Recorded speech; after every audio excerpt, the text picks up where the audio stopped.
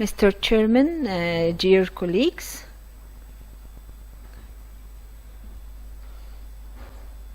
I'm going to talk about diabetes and religious fasting. And fasting is experienced in many religions like Muslim, Jewish, Hindus, Christians, and even Mormons. For Jewish, they fast a few days a year, and for Christian fasting, there are different types of Christian fasting, and one of the most important type is the Christian fasting here in Egypt by Coptic Christians. They fast more than 250 days per year, but this fasting is to stop eating any cooked or cooking with butter or using any animal product like eggs, milk sometimes, and butter, meat and poultry. There are different types. Some types they can permit fish eating. Some types of fasting cannot permit fish eating. So these different types are according to days during the year. And the most important thing that we can do patient education for those patients. And my colleague here, Nagla, gave instructions to diabetic Christian Coptic patients in churches how to take their meals to avoid high blood glucose, because they usually use lots of oil, and this may lead to hyperglycemia and sometimes dyslipidemia by the end of the fasting days. So now we move to Islamic fasting, and we have 1.6 billion adherent Muslims according to 2010 demographic data, and expected to have 2.2 billion Muslims by 2030. And according to the global prevalence of type 2 diabetes, which is around 8.8%, and according to the EPGR study, one of the most important studies done on more than 11,000 diabetic patients fasting during the holy month Ramadan, that there is an estimate of more than 100 million diabetic Muslim patients worldwide every year. Muslims usually fast during the holy months of Ramadan and also in different religious occasions around the year.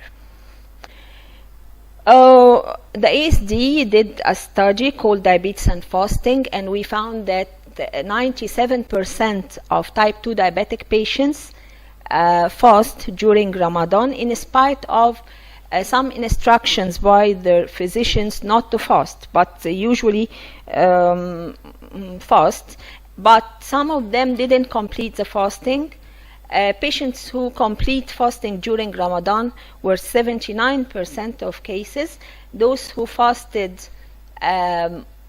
more than 20 days of Ramadan were 7%, and those who fasted less than 20 days were 12% of the patients.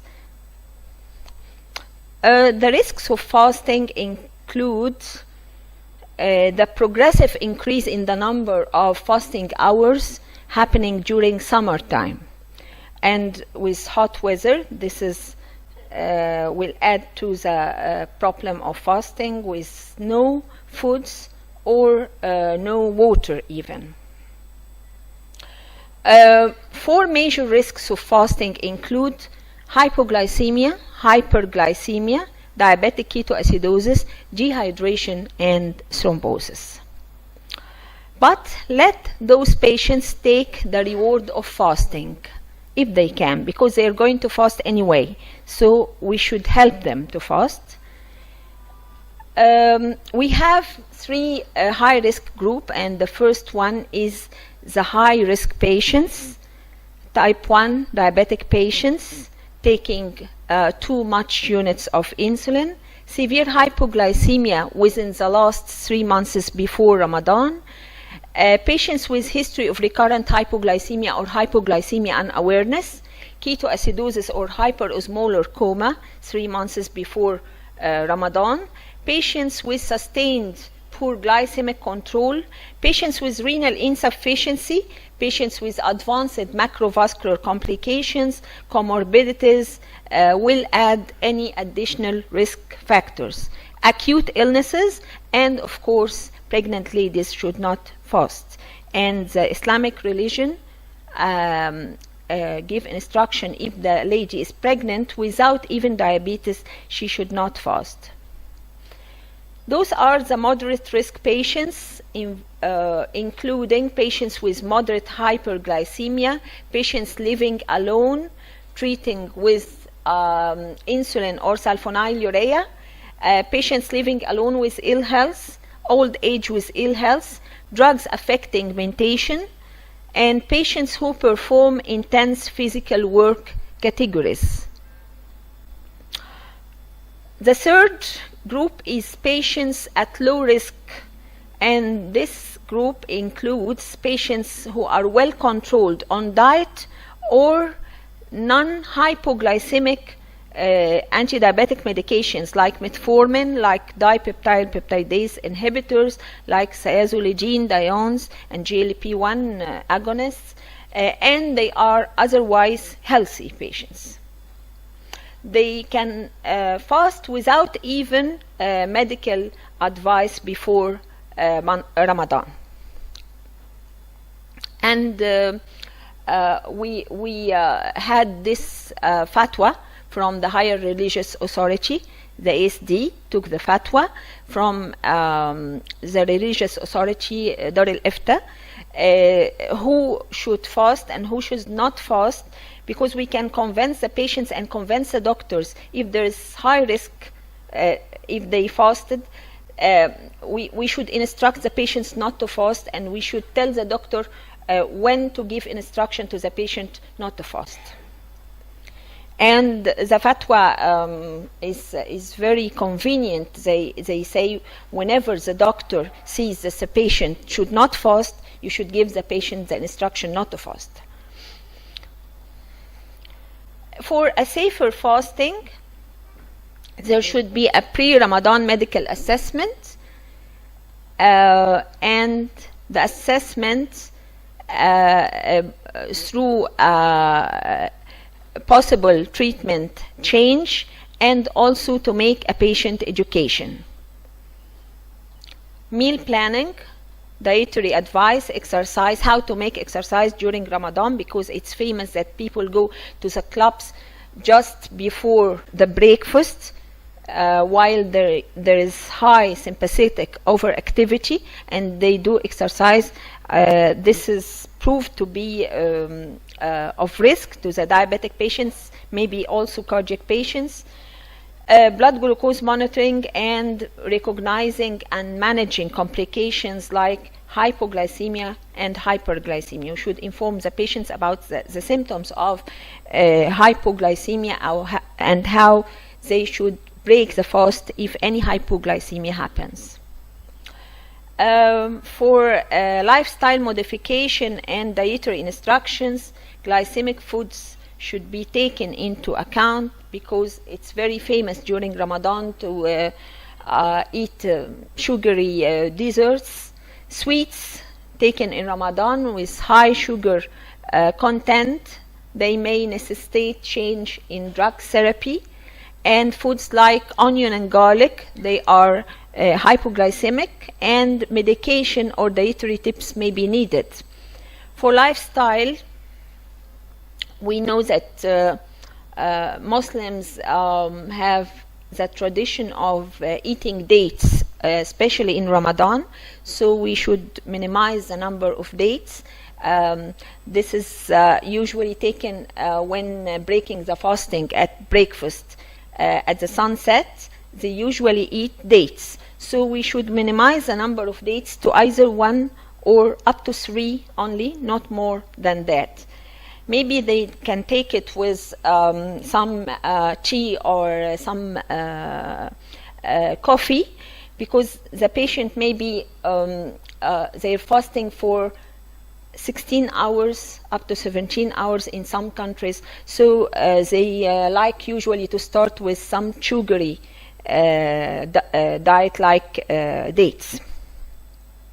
This is a table in Ramadan, so we can imagine how fasting Egyptians and Arabs and Muslims eat during breakfast.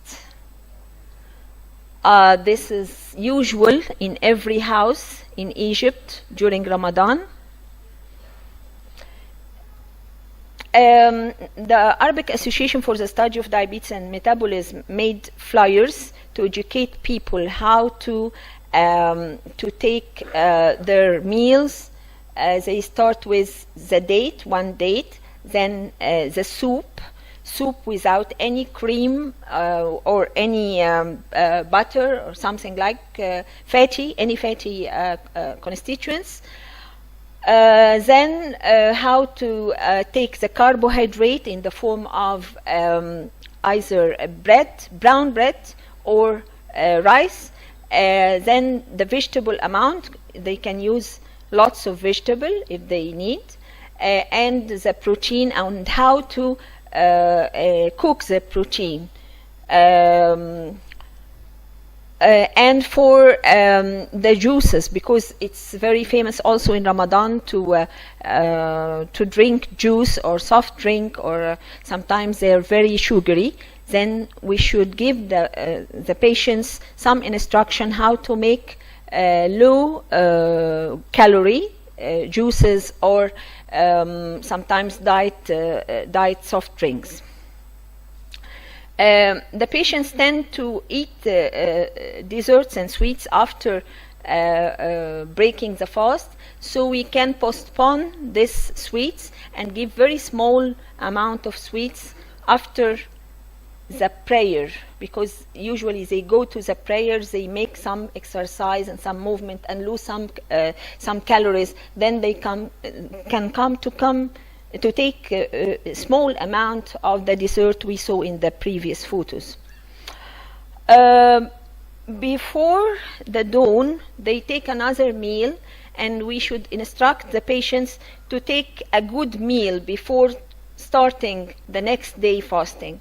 So this meal should contain a certain amount, fixed amount of carbohydrate, and they should take care of this meal because they are going to fast for 16 hours or 17 hours, so they should take care of the suhoor meal. Exercise in Ramadan, we said that people go to the clubs, but also Taraweeh prayer is considered as an exercise, and the timing for Taraweeh prayer is very suitable for diabetic patients because it's around 1.5 hours after the main meal, the breakfast meal.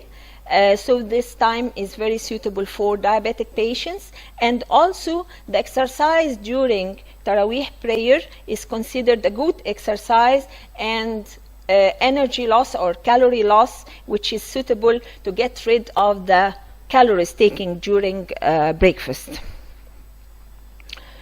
For managing diabetic patients during Ramadan and the oral anti-diabetic medications, and let's start with metformin. There is no change in metformin dosage during Ramadan, but if the patient is given one single dose, it's given with breakfast. If the patient is given long-acting metformin, then the whole dose can be given with breakfast. If the patient is given 1,500 milligram metformin, we can give 1,000 with breakfast and 500 with suhoor meal, the meal before dawn. For sulfonylurea, if the patient is well controlled, there may be a need for adjustment of the sulfonylurea dose. We can minimize the sulfonylurea dose, and if the patient is taking one daily dose, it can be given before iftar. If the patient is given twice per day, we can give one dose, full dose before iftar and half the dose before suhoor.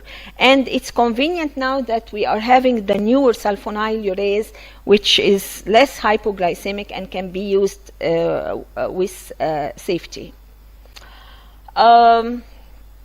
And there was many studies done on second generation sulfonylurea, and they proved to be safe. But if the patient is very well controlled with well controlled hemoglobin A1C and fasting and postprandial blood glucose, it's better to reduce the sulfonylurea dose a little bit.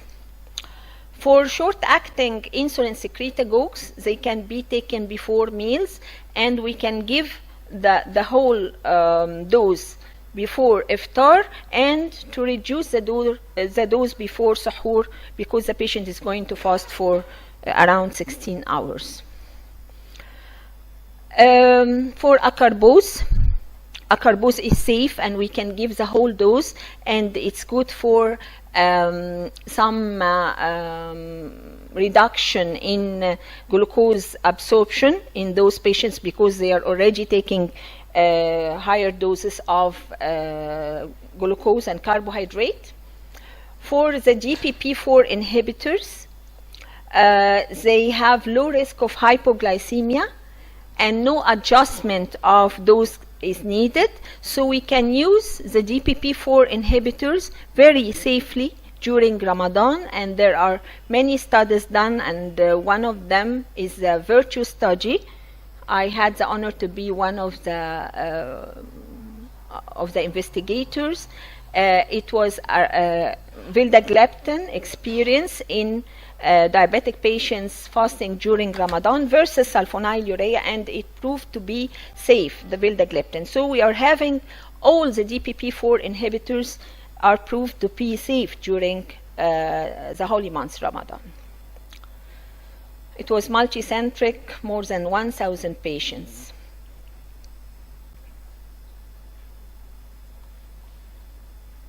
The patient with more than one hypoglycemic event, the number of patients in the sulfonylurea group was 123 patients compared to 36 patients in the group receiving vildagliptin, while 0 severe hypoglycemic attack in the patients receiving vildagliptin versus 4 severe hypoglycemic attacks in patients on sulfonylurea.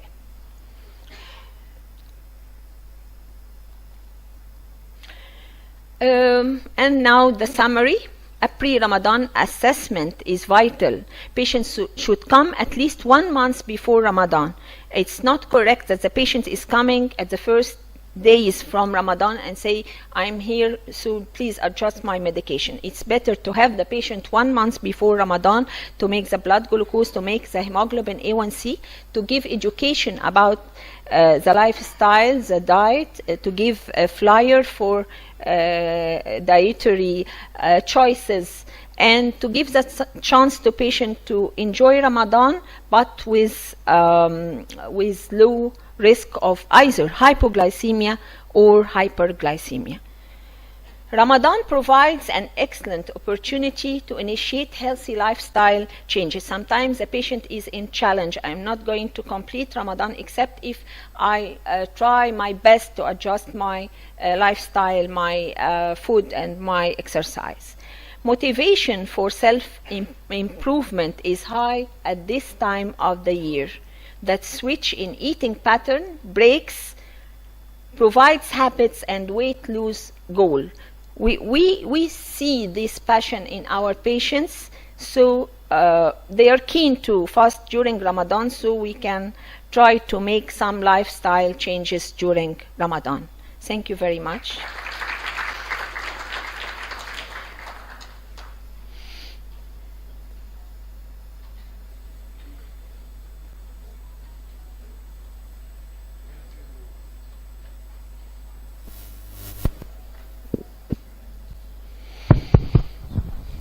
Thank you, Professor Ines, for your elegant clinically applied talk. about diabetes and religious fasting. Now we will open for the discussion. Any question, please? Yeah.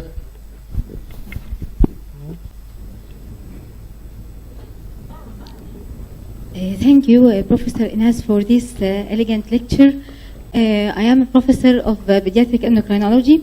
So, I ask you about type 1 diabetes.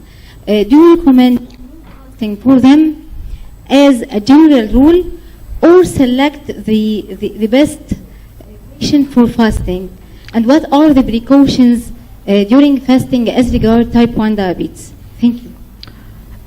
For type 1 diabetes, there is a recommendation that they shouldn't fast, but because they are keen to fast, and we know that, and Egyptians, up to 97% of Egyptians fast during Ramadan, maybe those patients who are in good control and they use small amounts of insulin.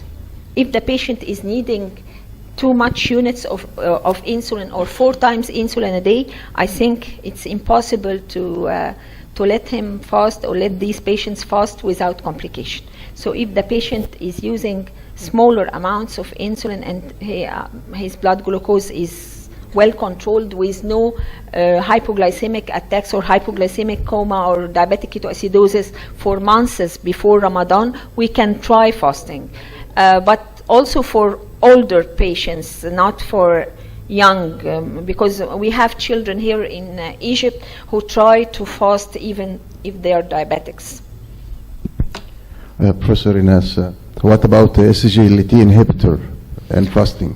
SGLT were supposed previously that they are not safe, but there is data that they are safe. They started to make research on SGLT2 inhibitors, and just the recommendation was not to start the SGLT2 treatment at the beginning of Ramadan. It should be started before Ramadan because of the fluid loss that may happen. I think it is very difficult to use SGLT during Ramadan, especially in hot weather, because of dehydration. I think it's corrected within few days, up to 1 week. This was the recommendation, because this dehydration and loss of fluid is corrected in 1 week. So we can start them 1 week at least before Ramadan, or if the patient is taking them regularly, we shouldn't stop, because there is data about safety, there are studies about safety. Thanks to Ines regarding this presentation. I have one question similar to that question regarding type 1. GDM women, wide variety, including from diet control up to insulin. These GDM women sometimes insist to fast during Ramadan, and we try to help them to avoid fasting, but they insist. So we try to reduce the dose of insulin or some sort like this, and they can come after Ramadan. This is the first question. Second question, we are happy with this guideline regarding the fasting during Ramadan. Are this in the future we can see guideline regarding Hajj or Umrah? Hajj or Umrah. For Hajj and Umrah, let me start with this. This is a religious duty done to Hajj to Mecca in Saudi Arabia. For Hajj and Umrah, from experience, we give some instruction. So we wrote the instruction and flyers for Hajj and Umrah. Okay, it's not a guideline, but they are instructions. For gestational diabetes, you should try your best to convince the patient not to fast, because Islam said that the pregnant lady who is not diabetic should not fast for the benefit of the baby, not for her benefit. If she fasts and then she will have a baby with some medical problem, it's not forgivable. So you should convince her to not to fast at all, please. Ramadan. What is the best time for long-acting insulin glycogen During Ramadan, using long-acting insulin? or what's the best time? Okay, maybe the slides here were I didn't have enough time to talk about insulin, but if the patient is well adjusted on an insulin dose, you will try to reduce the dose by at least 30% of the dose. And if you're giving mixed insulin, you're going to give the main amount with breakfast and a smaller amount, if any, with suhoor. If you are taking a long-acting or basal insulin, then you should reduce the dose if the patient is well controlled. Timing of glargine. Time of basal insulin? Yes. Regular time before Ramadan. It can be used. The insulin injection doesn't break the fasting. So the patient, if the patient is taking it in the morning, he can take it in the morning. You can gradually, you can shift before Ramadan, but it's not forbidden to use the insulin during Ramadan.